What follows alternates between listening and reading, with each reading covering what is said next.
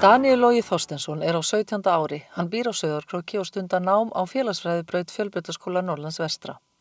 Daníel greindist með lotugræðgi, búlimíu í byrjun árs 2013 en hefur með miklum stuðningi foreldra, fjölskyldu, vina og fagfólks náð tökum á sjúkdómnum. Hann telur nauðsynlegt að auka fræðslu átraskanir ekki síst fyrir stráka og því deildi hann sögu sinn á Facebook hópinn kynlegar athugasemdir og miðað við viðbrögðin hefur það greinilega verið rétt mat hjá honum. Ég var byrjaður að fasta, ég var byrjaður að reyna að passa mig meira upp á matinn en meira þannig að ég borðaði eiginlega ekki neitt. Ég fékk þessi átköst stundum og fékk mikla sektarkennd eftir mat og það endaði oftast með því að ég fór inn á bað og lét mig kasta upp. Förum þá aðeins í af hverju heldur að það hafi byrjað að þú fórst að svelta þig? Það hefur byrjað þegar að ég var greindur með þunglyndi í 7. bekk og þá byrjaði miklu meira með því þá byrjaði að loka mig meira að. Og ég hætti í íþróttum og sat alltaf bara inni í herberginu mínu og var bara í tölvunni eða eitthvað líka. Og þá hélt ég samt áfram að borða jafn mikið og ég gerði þegar ég var að hreyfa mig en ég brendi ekki nóg, þannig að ég byrjaði að fitna. Og fékkstu svona komment það eitthvað? Já, foreldrar mínir og vinir mínir þau voru svona, hey Daniel, þú ert aðeins byrjað að fitna, og það svona var dálítið svona, það var kveikirinn að þessu. Og þá fannst þér þú vera feitur þegar að þessi komment komið til þín? Já. Varstu þá fann að upplifa þig feitan? Já. Og þá ferðu í að svelta þig? Já. Segðu mér aðeins svona bara tilfinninguna í því að þarf ekki svolítið mikið sjálfsaga að fara að svelta sig? Jú, það er náttúrulega mjög erfitt og ekki bara andlega heldur líka mjög líkamlega. Af því að ég hætti að borða morgunmat, hætti síðan að borða í nestinu í skólanum og hádegismat í skólanum. Þannig að eftir hádegi þá var ég oft komið með mjög lágan blóðsykur. Þannig að það kom stundum fyrir að ég bara leið út af. Þetta var alveg gífurlega líka erfitt af því að ég er svo mikill matgæðingur. Ég er mjög gaman að mat og þannig.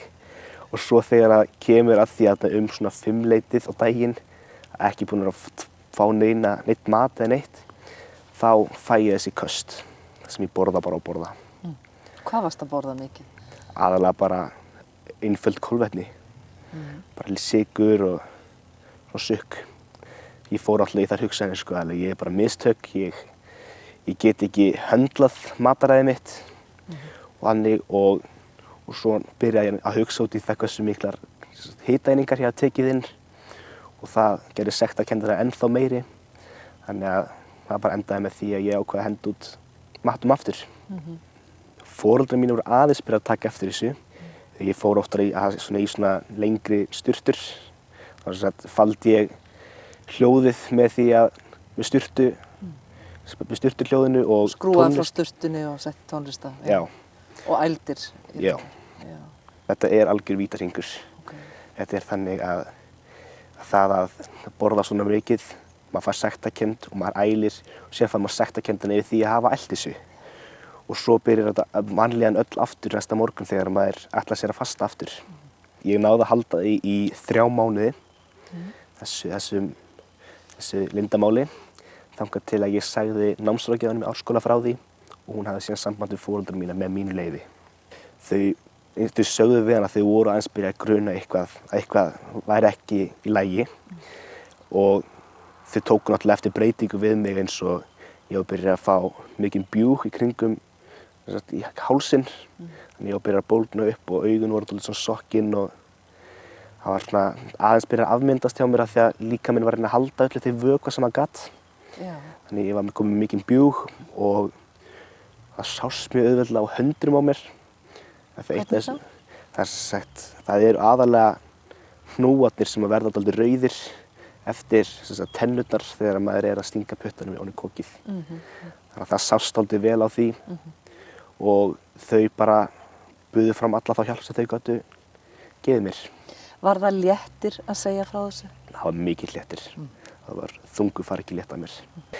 Það sem tók við var náttúrulega það að útskýra fyrir vinum mínum og það Hver gerði það?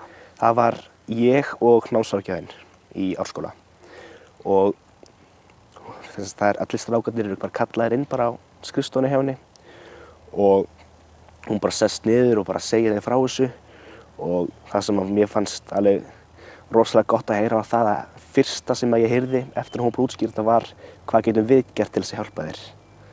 Þannig að Það er rosalega mikil stuðningur. já. Og hverju svaraðir þú? Hvað vildur að viniðinni gerði? Það sem ég vildi var það að þeir myndu ekki vera með eina fordóma gagnvart þessu og svo var það líka bara það að hjálpa mér þegar kemur að því ef við erum kannski að fara út að borða eitthvað saman. Að svona pota í mig og segja Daniel, nú máttu aðeins fara að dempa þig niður. Og það hefur jafnvel komið fyrir að ég hef bara rétt þeim bara kortið mitt og sagt bara passið þetta fyrir mig, ég er að fara að fá kast. Og þá hafa ég bara gert það, bara án þess að segja neitt. Ég fór á Akureyri og var þar í bara sálfræðitímum, bæði hjá sálfræðing og lækni. Og síðan var ég sendur á barna- og unglingadeild Landspítalans og var þar á göngudeild. Í einhvern tíma þá, eða? Já. Hver var tilgangurinn með þessu? Tilgangurinn var aðalega að sýna, að láta mig trúa því að þetta sé ekki að slæmt að það er. Eða þannig.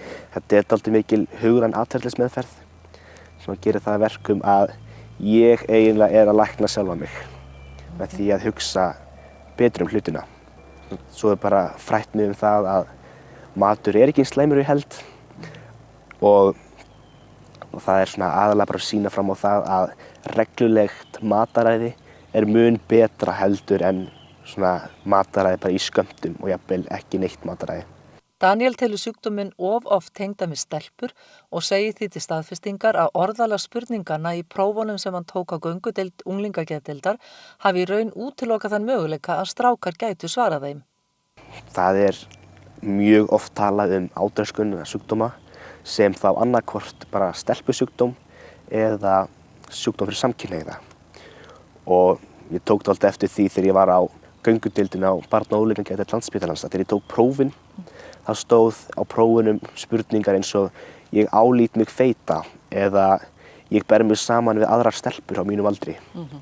Þannig að það var mjög erfitt af því að ég er hvorki samkynhneigður né stelpa að það var dálítið erfitt að átta sig á því að ég sé með þennan sjúkdóm. Og það sé líka í lagi að vera strákur og vera með þennan sjúkdóm. Já, við bendum á þetta og foreldrar mínu voru mjög ósáttir með þetta því ég var búin að einmitt að tala um þetta mjög mikið. Þannig ég vona að það sé búið að breyta því. Segðu mér aðeins af hverju þú vilt segja frá þessari lífsreynsluðinni. Það er náttúrulega af því að ég veit að strákar þjást náttúrulega af þessu eins og ég gerði og geri enn og það eru margir strákar sem eru hræddir við það að stíga fram með þetta af því að einmitt út af þessu stimpli á þessi annarkvort bara stelpur eða samkynhneigðir sem fá þennan sjúkdóm. Og eftir að núna ég steig fram með þetta og sagði mína reynslusögu þá kom einn strákur sem ég þekki, hann sagði mér frá þessu og hann fekk strax hjálp. Þannig að hann fór ekki í gegnum þessa rosalega erfiðu lífsreynslu að Batavegi. Fullt af fólki sem er að labba upp á mér og segja hvað þeir eru stolt af mér fyrir að hafa komið fram með þetta. Og líka bæði frá stelpum og strákum að þau hafa þakkað mér og hafa fundist það frábært að ég hafa stigið með þetta fram af því að það hefur gefið þeim kjark til þess að koma fram með sinn eigin sjúkdóm. Daniel er á Batavegi í dag en segir sjúkdóminn þó enn til staðar í undirmeðvitundinni. Mér líður bara mjög vel. Það er alltaf góðri braut. Það er náttúrulega alltaf svona aðeins í undirmeðvitundinni er náttúrulega alltaf svona aðeins þessi litli púki sem er að pota í mig. Já, svona aðalega bara svona hugsanir, hugsa svona einhverjar samræður einhvern veginn á milli mín og annars einstaklings sem er þá lótugræðingin eða búlimían. Áttu einhver ráð fyrir ungt fólk sem er að horfa á þig, sem er í kannski þessum sporum sem þú varst í fyrra? Bara ekki vera hrædd. Þetta kemur fyrir besta fólk og það að fá hjálp er bara þarf að gerast.